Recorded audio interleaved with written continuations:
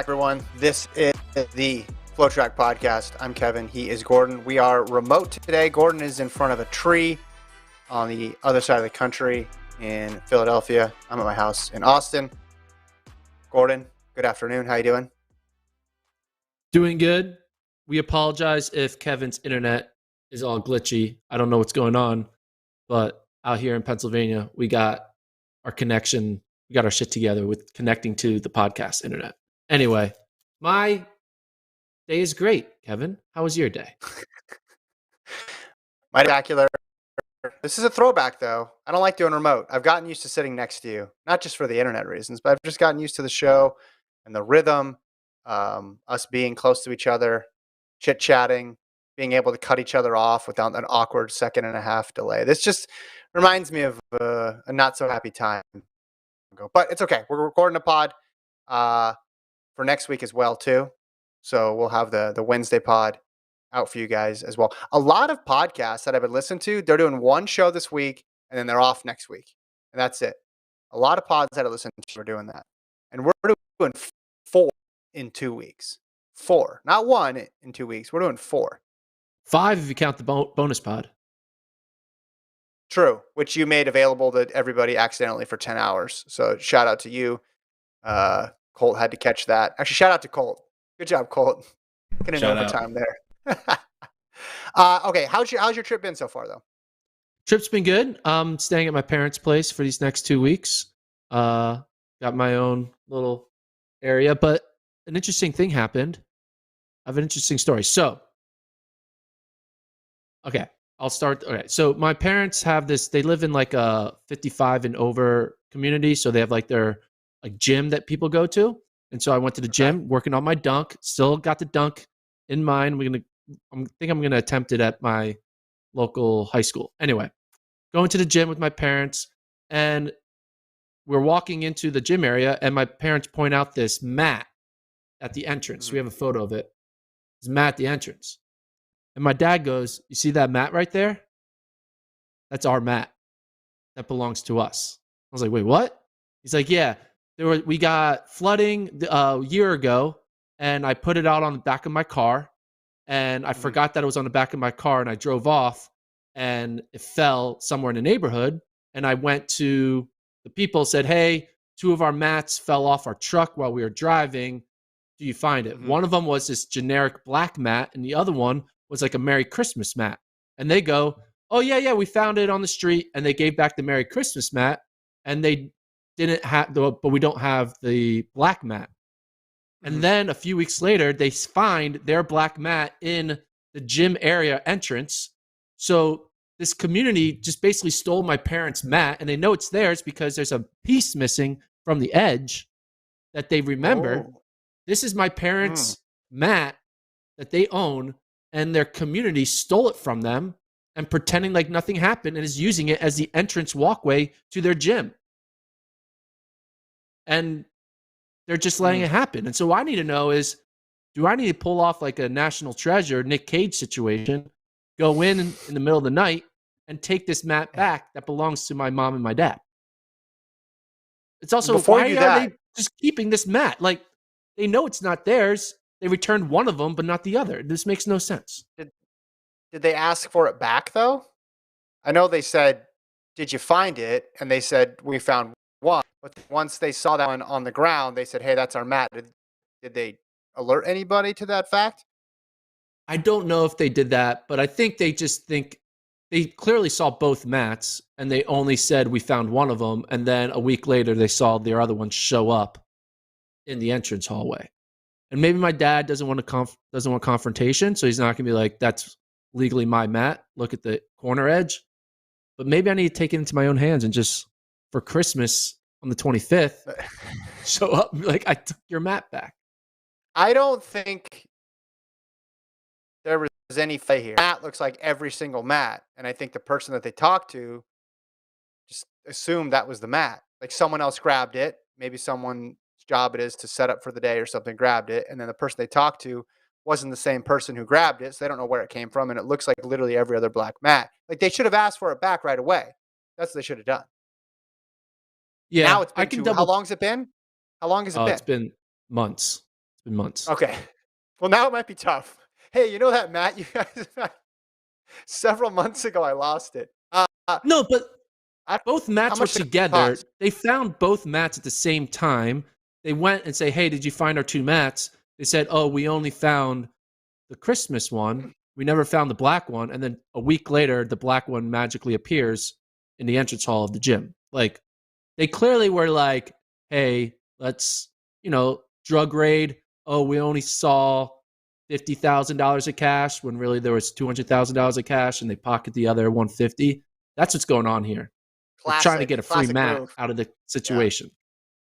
I think there's multiple people involved, which makes it less suspicious, not more suspicious. But I like that they have there's a signifying marker. It's like there's a birthmark on the mat that they were able Yeah, to identify. There's a little bite taken out of it. Those of you who are watching can see. You're just listening. It looks like, I don't know, like a reindeer hoof, yeah. basically. If I were to describe it, and they knew that's your parents knew that that was the problem with the mat. I mean, so what have they been doing? Did they replace their own mat, or have they been matless this whole time They've just been matless, and whenever they walk by and into the getting mad gym, to there see it? it's a reminder of like, hey, this is Yeah. ours. You know? Okay. Well, You got to take that back, I man. Okay, gotta that's what I take want to that know. back. So I need to ask the chat: should I go in and take this mat back? Because my parents don't have the guts to do it themselves. but how are they going to feel if they do it? If you do it for them, they gonna be okay Well, they're with going to that? feel really. I could put them in a situation where they're not going to want to return it because then it's even more awkward. They're going to have Yeah. to accept that they have their mat back. All right. Strong feelings about it. They can weigh in on the chat. All in Yeah, the let me know game in the already chat. said. Yeah. All in the game said. Probably best not to announce your heist on the internet. But I Is it don't a know. heist I if don't they think the heist people. it first? I'm heisting the heister. That's a good question. Yeah, that's a good point. And also, I don't know if we have listeners in the 55 plus community in Bethlehem, PA. Do we? Do Don't we? give out my location. What are you doing? Come on. What's our downloads looking like there? It's a big city. I think you'll be all right. You worried you're going to get swarmed with people, fans? Yeah, we'll see. All right. But I'll give you a status update on because we're doing one more pod from here before I leave because I don't go home till January 4th. So the Monday pod in January, I'll give an update on what I decided to do. Oh, that's right. I forgot about that. Yeah. We're gonna do this a couple times. Awesome. Tampa Eagle says, Gordon, it's not your mat, not your call. That is true. But it's not That is their mat true. either. It's my parents' mat, and I'm blood to my Yeah. parents. So It's the there's Mac blood family mat. relation to the mat. It's the Mac mat. It needs to stay in the family, not some 55 and up gym entrance hall. Come on. I like that you. It's literally the most generic mat you could possibly find. There's so Yeah. many of these everywhere, and it's the Mac. All right, let's talk about these Olympic standards. I think that was the main story, or one of the main stories. We had a couple stories to talk about, and then we'll do some fun stuff, read some emails, do a little bit of guess my PR, and we got to raffle off some gift cards of varying value. What were your takeaways on the Olympic standards? That virtually all of them have been faster time wise. Yeah, Colt. So if you scroll down all the way to the bottom page, we have the standards put up on the screen. I mean, first thing, I really love the men's 100-meter standard. It's 10 flat. Like, that's a good, even number. I love it when the standards are really specific because 10 flat just a lot better than like 1107. Like, what's the difference between 1106 and 1107? But there's a big difference between 999 and 1001. So I like it when the standards are flat with the very even number. So I love 10 flat. I love the 400 men, 45 seconds. I love the 10K, 27 minutes flat. That's fun. On the women's side, any other flat marks?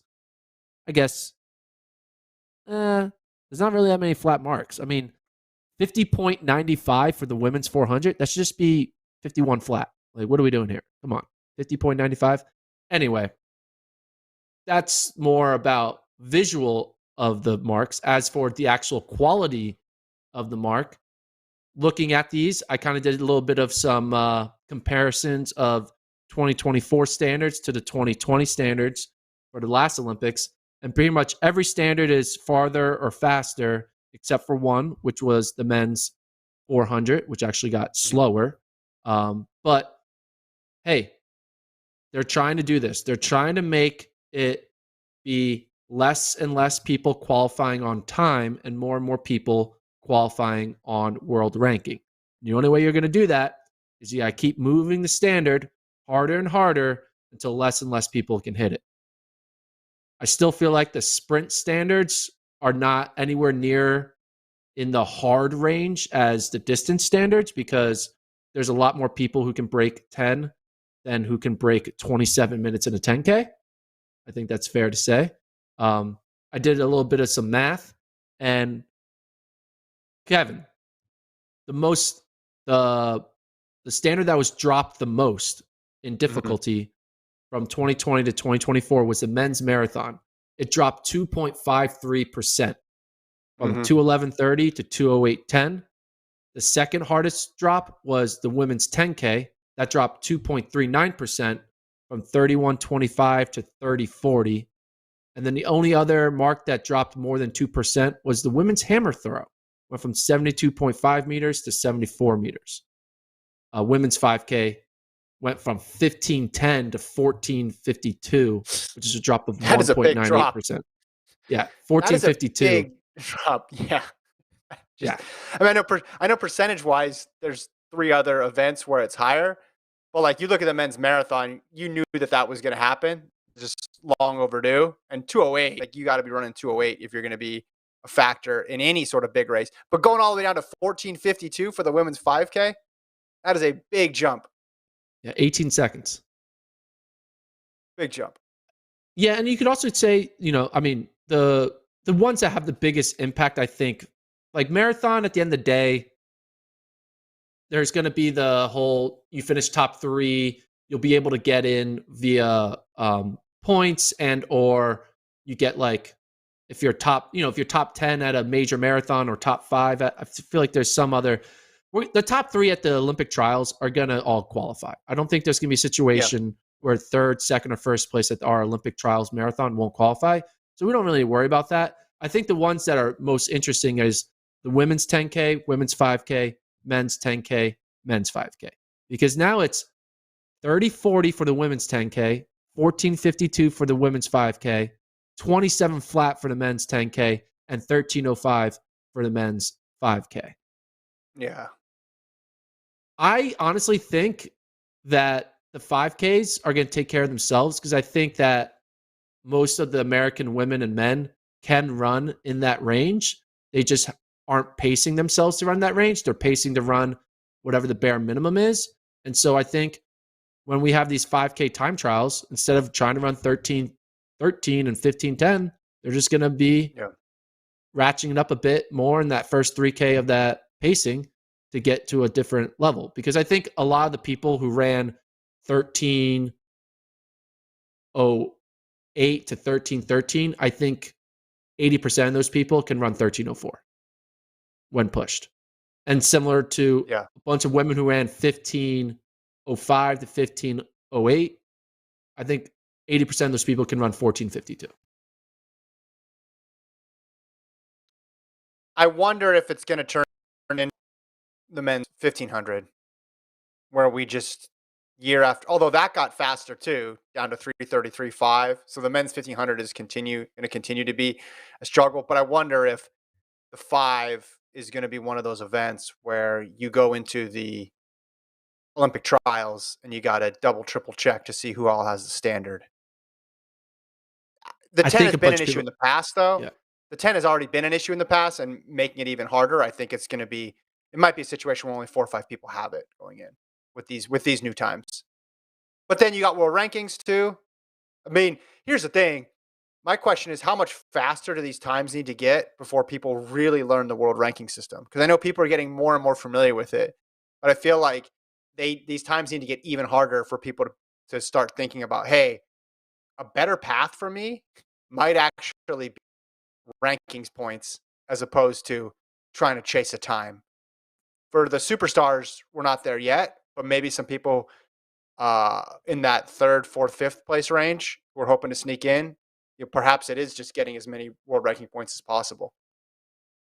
Yeah, I think it's never going to be an issue in sprints because in order to be top 3 in sprints in the US, you're running a world standard no matter what.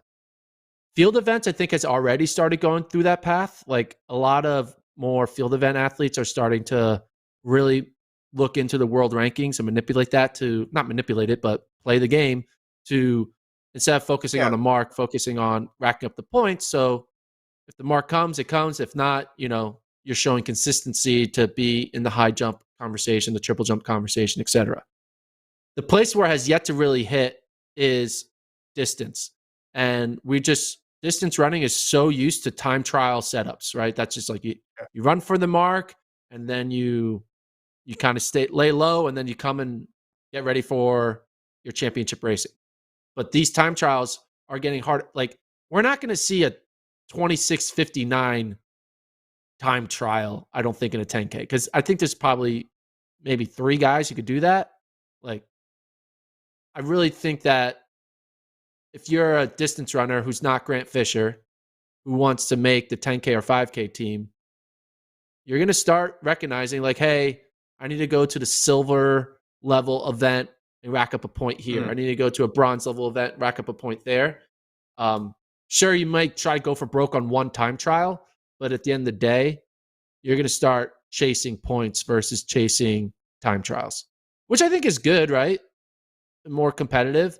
It also is kind of nerve-wracking because you're not going to be like ease of mind going into the trials because you're going to be thinking like, am I going to get past? Am I on the bubble? Am I not? There's something nice about knowing going into championship racing, top 3 and you're in.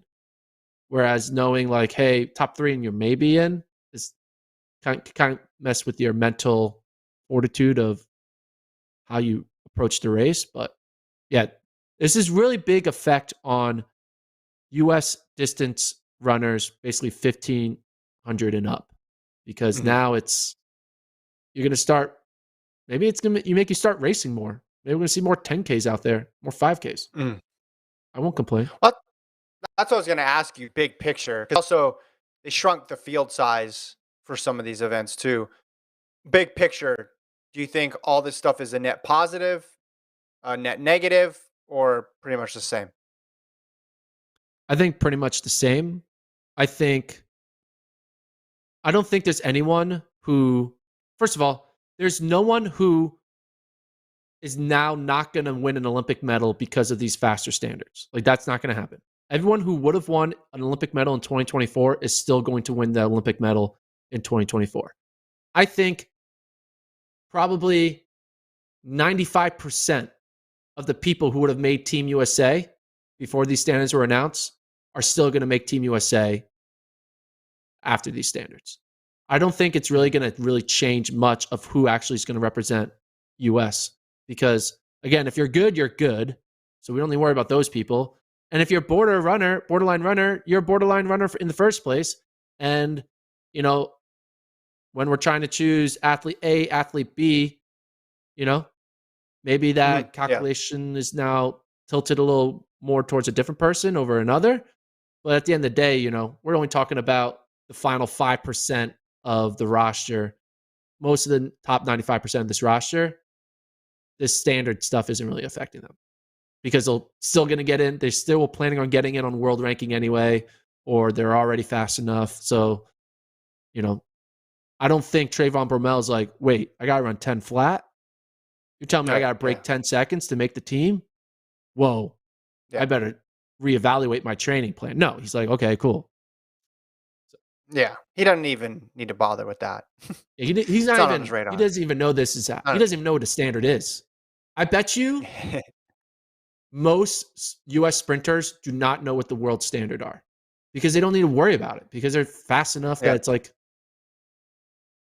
Like, do you think like Mackay Williams is like thinking about what the top 16 time is for indoor 60? It's like, okay, what do I need to run? No, he's like, my goal is to win and say indoors. I'm just going to go out there and run 6.5 or faster and qualify. Yeah, their thinking is if I take care of business, I'll be fine. Because they're right. Yeah. Because virtually every single season, that's been the case. But if you're in another event, field event or distance event, the whole standards chase has been ingrained into you as being very important. So those times are, and I think soon the ranking stuff is going to get important, because it was last year, right, at USA's, when after the men's 1500, everybody's scrambling to figure out who's actually in it. And the athletes who were in the race didn't really even know. Like Yeah. you and Kyle Merber had than a lot of the people in the race about who would be going. Yeah. So I think that might start to shift, because people are going to understand that it's not just about the time, that they're going to be, the shift is on here to get more people qualifying via the rankings as opposed to the time. So a question here from AJT in the chat. Wants to know, or a comment, not a question, but I think we'll see a lot of NCAA athletes trying to go pro over the next year so they can have a better shot at making the Olympics. What do you think about that? So I'm guessing that statement comes from the fact that, the marks that you're running in the collegiate season are not going to be getting as many world ranking points as running those same marks at pro meets. So you run the same time, but if you're doing it in Clovis, California versus doing it at a silver meet in Europe, you're getting more credit for that. So I could see that being an issue. But I also think there's a lot of mindset for a lot of collegiate kids where, if you're good enough to make the Olympics at age 19, 20, 21, you kind of look at your first Olympics as more like a stepping stone, not as the pinnacle. And you may think like, you might not feel like you need to be all in at age 20 the way you feel like you need to be all in at age 24. So I think people are still going to I don't think people are going to really uproot their entire collegiate system just for a flash in the pan attempt at getting into the Olympics, because, like Matthew Bowling did not make the Olympics, but he still is probably 99.9% confident he's going to make the Olympics in his career, despite not making it in the 2020 version. Yeah.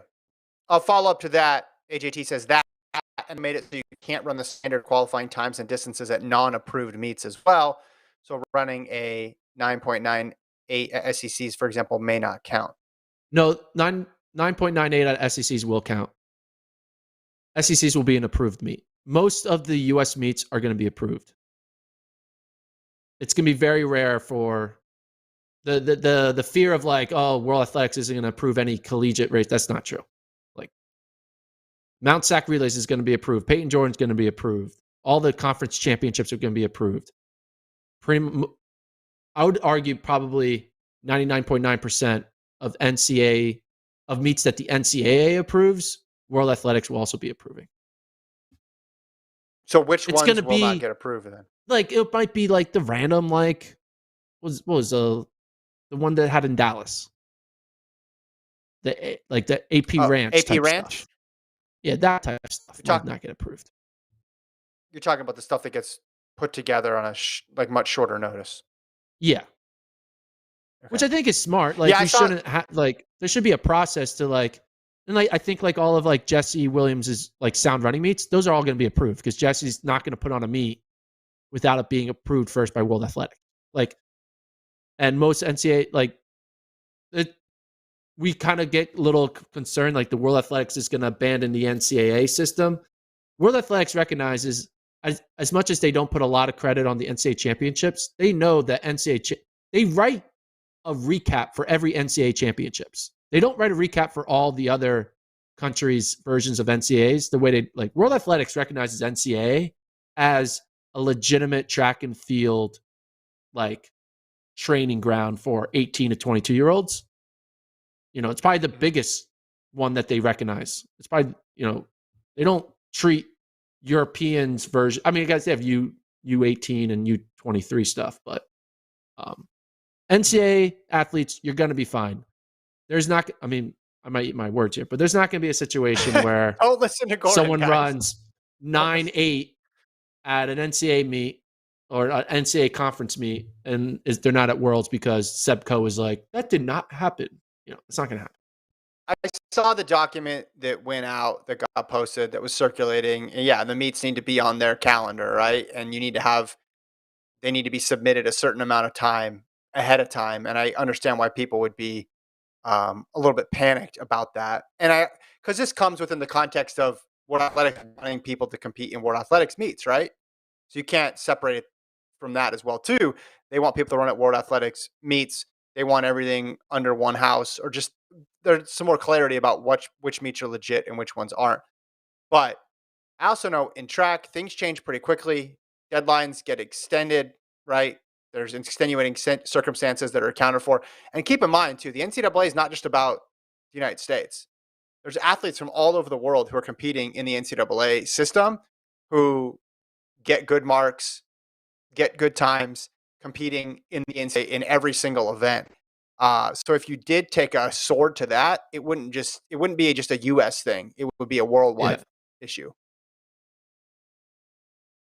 Yeah, and I see AJT talking about NCAA isn't WADA signatory, all this stuff. Yeah. Okay, even if there is a situation where today a meet technically doesn't count in the World Athletics eyes, the NCAA, that's going to change. Like the World Athletics, they make changes. They approve things retroactively all the time where they recognize, oh yeah, that's a legitimate mark. That's approved. You got to think about World Athletics is trying to create a system that covers the freaking world. All right? Not a country, the world. And so there's going to be a lot of nuance to when you try to create a world system. And sometimes things technically, when they write the first sentence, didn't abide by those rules. But then when they step away and be like, hey, you just wrote a sentence that said Peyton Jordan meets don't count. They're going to be like, wait, no, they're running on a 400-meter track. They have official timing. They have officials. Yeah, that meet should count. They're gonna be like, no, they're gonna make sure that meet counts. So I wouldn't be concerned. Now there's concern of like they're gonna say that meet's not as important. That's gonna be a thing. They're gonna say Peyton Jordan is a shit meet in their eyes compared to their pre-approved Continental Tour meets. Mm-hmm. But they're not gonna say that mark didn't happen. That's entirely different. They're not gonna say that mark didn't happen. That's crazy. Because the mark happened. Anything else on this topic? No. Did I do a good job covering it, Kevin? Yeah, you actually did. You did pretty well. Maybe you're just better when we're not in person. I can't remember a time when we burst in over the last in person when you just took the run with it. I don't know what it is. Your internet's really bad. So I feel like when you talk, the audience is like annoyed, and when I talk, they're entertained. So I'm just trying to take over the pod. Gordon, the remote pod god. Here we go. Gordon, did you call him remote god, Colt? The remote pod god, Gordon Mack. Remote pod god. It's my new signature. You know what I actually think it is? I think when we're in person, Gordon has his laptop out and he gets distracted and he makes a point for about 15, 20 seconds, then moves on. Yeah. And here he has his laptop in front of him. You have your laptop in front of you, but you need it to be able to see. So you don't have 9 different windows open about you don't have 7 spreadsheets. So I think that's part of it too. Other bit of news, Diana Kipyokei of Kenya, Boston Marathon winner from last year. We talked about her getting suspended. They made that official. AIU released the documents about her case. She gets a 6-year ban, not just for the positive test, but also for tampering. She presented some medical documents that they found to be fraudulent. BAA, because of this, announced that Edna Kiplagat is the official winner of the 2021 Boston Marathon. We also got other anti-doping news. Natalia Antuk was officially DQ'd, so that makes Lishinda Demas the official gold medalist in the 400 hurdles from 2012. So it's like end of the year, everybody's getting all the press releases, all the official statements and declarations out. So when they do these retroactive like disqualifications, and we have a new winner, Kipyokei.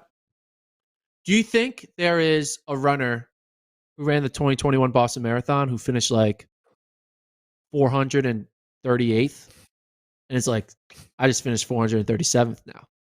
Hell yeah. You just say, hey, I beat them because they got DQ'd.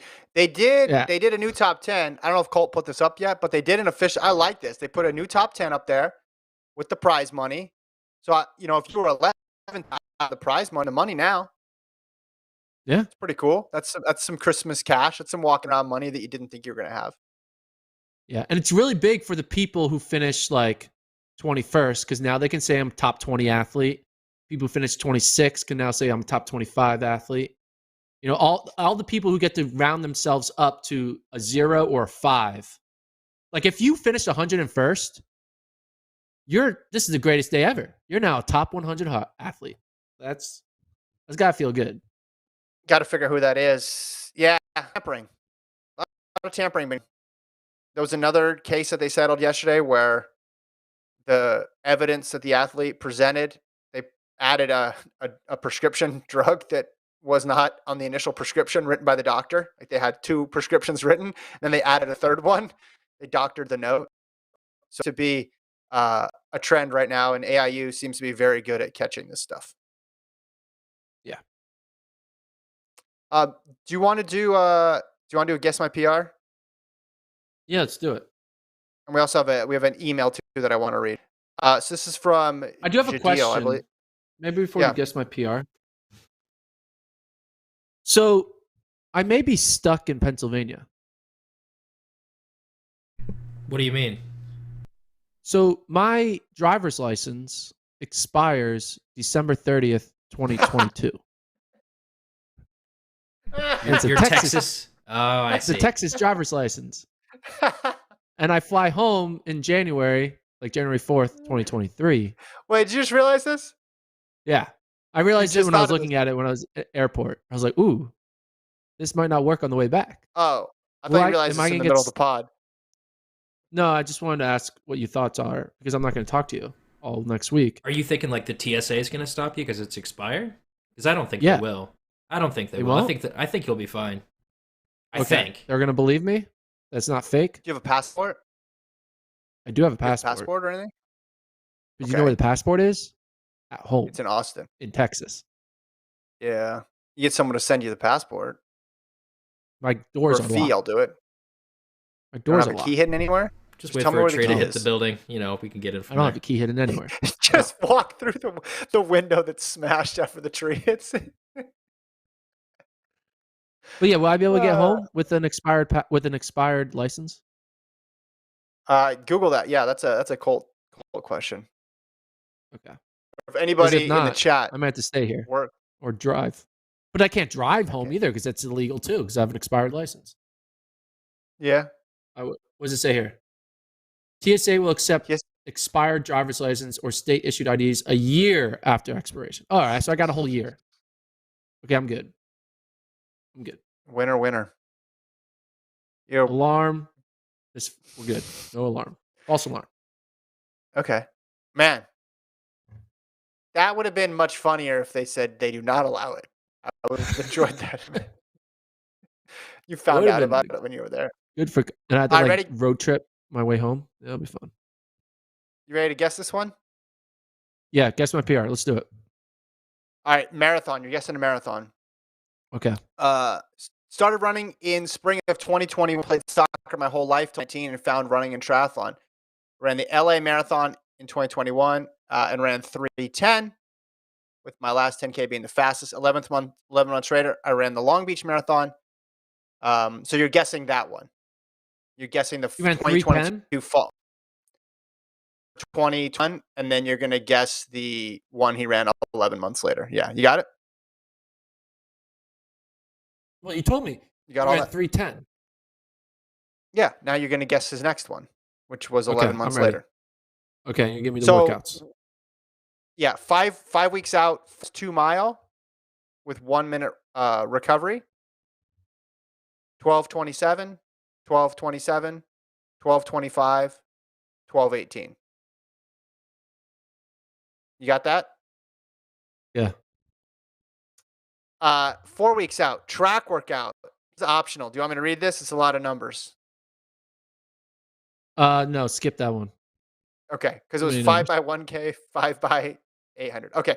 22-mile long run, 3 weeks out, 22-mile long run. Okay, this is big. Well, he didn't give the total time, but 6 times 1 mile under 720, 2 mile under 620. Paces for the 2 miles: 6:43, 6:45, 6:40, 6:28, 6:23, 6. There's one more. Let me know when you want the last one I'm ready. from Jadil. I think we can get this. 3 weeks out, track workout, 10 times 800 with a minute rest. 10 times 800 with a minute rest, all in the 238 to 241 range. What was the time? Times 2. 520 miles. Do the math. Okay, 310. A year later. This is a man or woman? That's a good question. Man. Okay. I'm gonna go 256. No. Wait, LA? Is that fast? What's that course like? Is LA hard course or easy course? It's pretty. LA's pretty fast. It's not like crazy. Pretty fast. but Okay, it's pretty fast. 251. 251. The answer is. Hold on, I lost it. 2:53:46. Close. Pretty good. That's pretty close. I went 256 and I put him down 251 and then ran 253. All right. I'm getting good. These are back-to-back Guess My PRs. I've been getting more accurate. I think I'm on a hot streak. I want to pull up the results here. I want to verify the time. You know what I mean? We got to do a little bit more diligence. See if he's just want to make pulling sure. strings. I think he's Just want to make sure. So we got. Hold on. There's an explanation here at the bottom. It says, struggle with my hamstring almost cramping in the last 10K. Not enough electrolytes on the course, or else I think I could have run a little faster. Speaking of electrolytes, my brother is thinking about building a water fountain in his gym, in his basement, because you think it'll be cool. And I think it would be even cooler to build a water fountain that has a Gatorade option, where you push this button and you get water come out, and you push the other button and you get Gatorade come out to get your electrolytes. Sounds sticky. That would be honestly. Sticky? What do you mean sticky? Well, you got a water fountain with Gatorade coming out of it. It's gonna get all over the floor. It's gonna get all over the machine. You know, it's gonna be sticky. Well, he said, "What do you mean sticky?" You gotta hit your mouth. Don't spray the Gatorade everywhere. Put it directly from faucet to mouth. What you need is one of those Coke choose your own adventure machines where you go in there and you can pick from one of the 400 flavors. Yeah, orange and Gatorade flavors. You a fan it of would those, be kind of Cole? cool. You just push a button and all of a sudden, you can go back and forth. It becomes like water, and then you can like turn into Gatorade, and then back to water. So you can be like, I want a little bit of Gatorade, but for like a second, and then mostly water. Have you heard of Mio, Gordon? No, I don't know what that is. I'll pull it up. It's like a Gatorade, like syrup you put in your water to make a Gatorade. Okay. Well, maybe drip the syrup in the piping, and then boom. Yeah. Okay. Yeah, I've seen that before. Yeah. But I want actual Gatorade. I don't want some. I want 100%. You know, like Mexican Coke is like the best type of Coke. I want Gatorade that I get it. Tastes like it came straight from the plastic bottle. Do you have a preference of Gatorade bottles, Gordon? Because there's some options here. Oh, I love the ones squeeze with the top. Squeeze yeah. top. Squeeze top. Okay. Okay. Come on. I can taste that cap. Like I can just imagine the taste of a Gatorade cap. Like it has a specific flavor. That's the Mexican Coke of Gatorade for sure. The squeeze top. Oh yeah, 100%. All right, Still Kevin, did you find the time? No, I can't find anything. I'm Okay. like loading. Like I don't know. It's very difficult. I think. So what did you guess? You won. It was 53.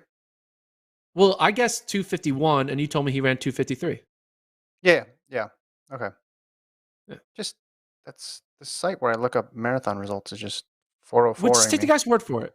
The guy's a 253 marathoner. Yeah. We don't need to double check it. Because what if he lied? Then it's like embarrassing. We don't need to do that. We don't need to do that. I think it's all right. You ready for this email? Yes. All right. Because Ruby wrote in, and on this email, well, a couple things. First of all, said nice things about the show. She's a Brit living in Tennessee. She says, first of all, she has a bunch of thoughts here. One, wants to know how your girlfriend felt about requiring audience approval before making movie decisions. Okay, not girlfriend yet. It's just a date. Okay. So we don't need to put any labels on anything. She's a great girl, but more dates to come. Anyway, she laughed. She thought it was funny. She thought it was nice. She thought it was funny. Yeah, I'll leave it at that. What movie did you pick? This is becoming a different type of podcast. This was just like Gordon's life podcast. No, it was Grinch. But if you want to know the truth, we ended up not watching a movie. We never got to the movie part. So we'll watch a movie next time around. Which Grinch was it? Gotcha. Animated or animated Grinch. Good choice. Good choice. Wait, hold on. The old one or the new one?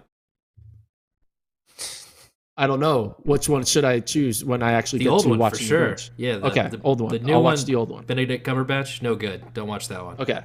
Got it. Well, tastemaker. 2 gift cards. I love the idea of gift card giveaways. Talks about we should require people to do a review before we do the gift card giveaway, which I agree.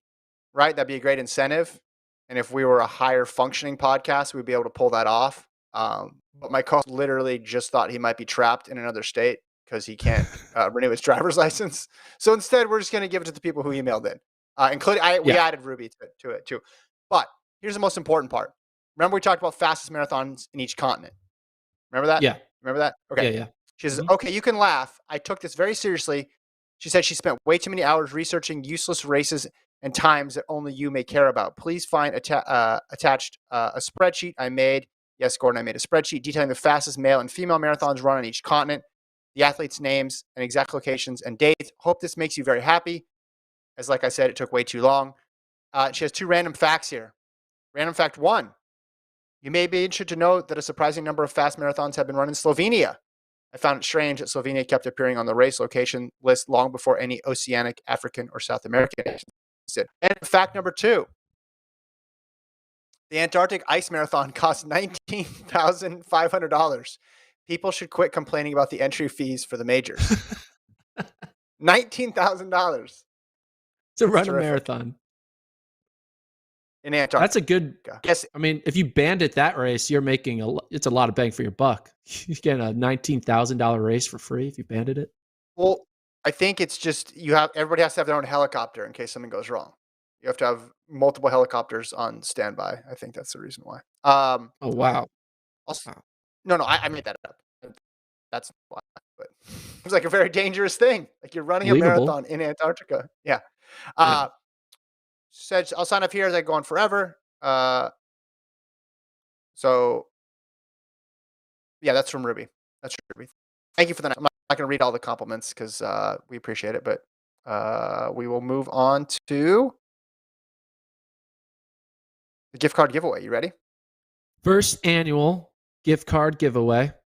We'll have more gift cards next year, I'm sure. Yeah. We've decided on our gift cards. On the board, we have $5 Target card. We have a Chili's card. How much is a Chili's card worth? That's 10. That's 10. That's worth 10. That's a big one. I like that one. Yeah. Chili's card.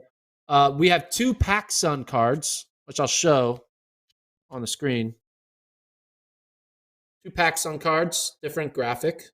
You don't even maybe don't even spend it. Maybe just like it's cool art. Frame it, put it on your wall. I have no idea how much either are worth. Nor did I try to figure it out because I didn't have the time. But here we go. Boom. Gift cards. Are you gonna sign those, mystery. Gordon? You should sign mystery. Them. About. Yeah. It comes with a note. Signature. It comes with a note. I'll come with the handwritten note. Handwritten note. Yeah. Yes. Comes with a note. But they're mystery dollar amounts. We have the Nickel City. Okay. This is a bar in Austin near my house. So you have to be in Austin to use it. But if you're ever in Austin, here you go.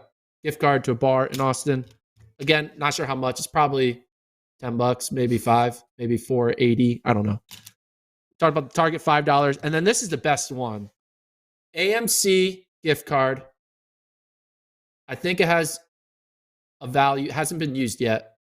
So I think it has two tickets worth of money. Mm-hmm. And with the inflation these days, it could be like $30, maybe 20, $25. I don't know. So that's what this is. AMC. I threw in my Baskin Robbins one. 72 center? Yeah, that one, the value is more in the note that you get in Gordon. Maybe we'll put some, I don't know, what else could we put in there? Like a paper airplane or something? Something of some personal touch there. So we got 7 prizes. We got 7 people here who wrote in that are going to be part of this raffle.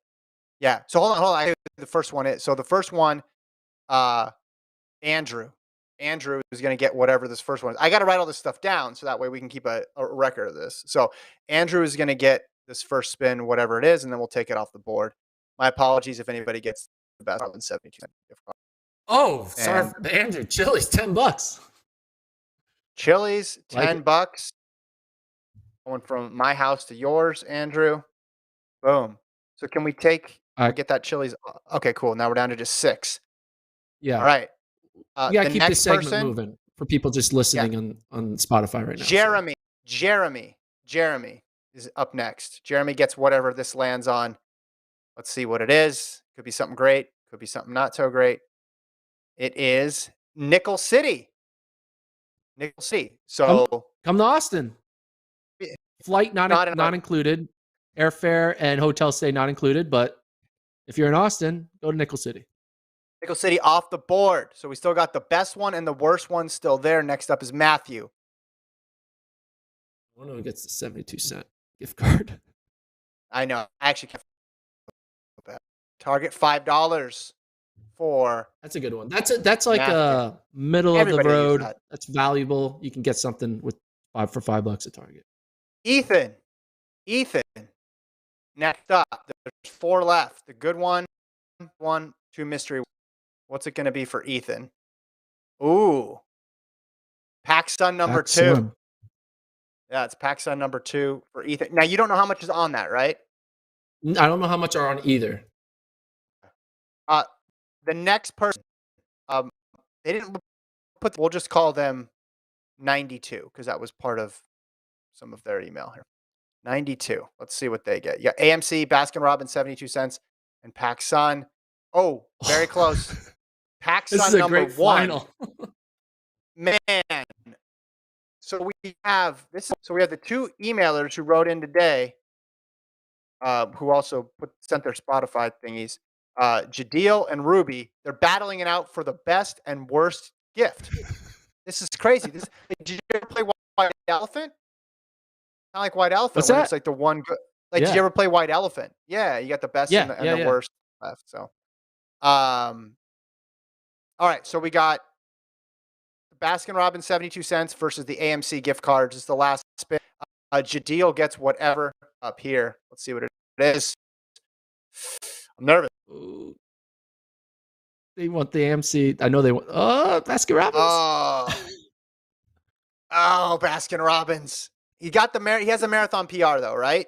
So it all wasn't a loss of the year. So he gets the Baskin Robbins. Extra sprinkles on his next ice cream, and that means who's getting the AMC 2 tickets? Ruby. I would spin the wheel to confirm. Let's spin the wheel. Will it still land on AMC? It does. Almost landed on the line there. Ruby, get the 2 tickets. AMC. Boom. All right. We'll send that out in the Watch new Avatar. Gordon is allowed back into the state of Texas. But we'll figure that out. Colt, any last words? Expect 30 to 60 business days to get your ticket. I'm putting you in charge of this, Kevin. I'm mailing these all out because I have them all here. Well, but you need to sign them. I'll take care of mine, and then you need to write the personalized note too. Like, there's no take too bad, Gordon Mack. You need to come up with like an inspirational saying. Yeah, you're 0.01 away from GOAT. I like that one. Exactly. Yeah. All right, that's it. We'll leave it there. Next week we'll have Monday, Wednesday show. We won't have a Friday show this week. Everybody enjoy the holidays with your friends and family. Next week we'll have 2 award shows. One's coming Monday.